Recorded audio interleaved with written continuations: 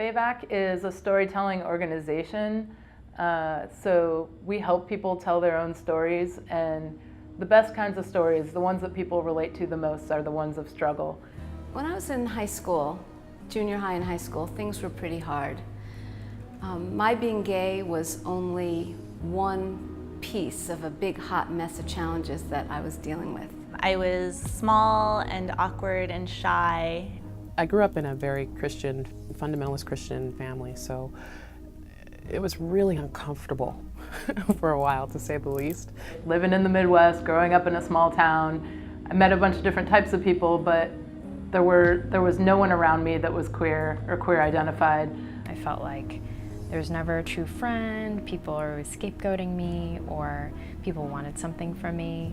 And I had put up with it from this one individual for a while, but from many different people over many years of my life. I was just an easy target, and so they always picked on me. I really did experience bullying. I remember being in school and having a girlfriend and having someone like literally just like mock us. And I just hadn't been given many opportunities to kind of find my own community. I didn't find people around me who seemed like they were like me. I was really frustrated. I got really depressed. I just knew that what I was being bullied over was really my specialness. And once I made those decisions, which were to come out, to move across the country, to try new things, to travel, to be who I totally am now, things changed for me really rapidly. Somewhere inside me, that small voice said that that's enough. You don't have to put up with this anymore.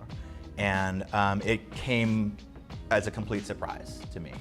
Sadness, I think, is certainly a valid emotion, but I think that it can mire us sometimes and make us depressed. And I don't know, I think sometimes being a little angry and standing up and shouting and taking to the streets is really effective. What was awesome about discovering my power and my confidence in being an out lesbian, out queer individual is that I had a sense of solidarity and like my girls with me.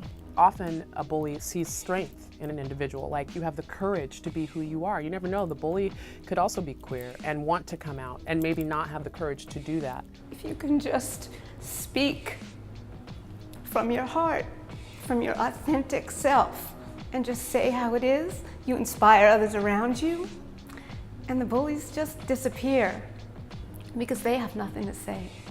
I have really spent a lot of time developing a deep and abiding patience with other people because I know what it feels like to be bullied, and I am somewhat ashamed to say, but I feel sort of obligated to say that I have bullied other people. Usually when people are trying to belittle or bully someone else, it's out of a place of total insecurity, and a lot of times those people have their own backstory. Isolation is really the most difficult thing I think about being queer, is that you don't realize it, but you kind of just feel like you're the only one in the entire world. And when you're dealing with things like that, that isolation is what's so debilitating. So things get better for me when I have a good family and good friends and a healthy environment to be in. I really believe that that's what it takes to have a great life. I think it's that simple. You might be able to cultivate a different kind of family with your friends, with certain allies that you find, whether they're allies in your school or the person that you skateboard with after school, or somebody who on Facebook from another city, you start becoming a pen pal and they become part of your family as an ally. And being able to find that really does help it get better. It is, I would say, the pivotal point in it getting better. Own yourself, know yourself, and put yourself out there in the world, because it'll get better every day. Some days are gonna suck, but for the most part, it's only a moment in time, and it will get better. And it gets better because you're here with us. You know, your story is valid, and it's one that should be told. If you can use the variety of technology that is accessible now and create your stories and project those stories and get them out there, you tremendously lower the national fear of difference. I would implore you to please just hang on, try and find someone to talk to, call the Trevor Project, try to find an ally at your school, in your family, at your church. Talk to your school counselor.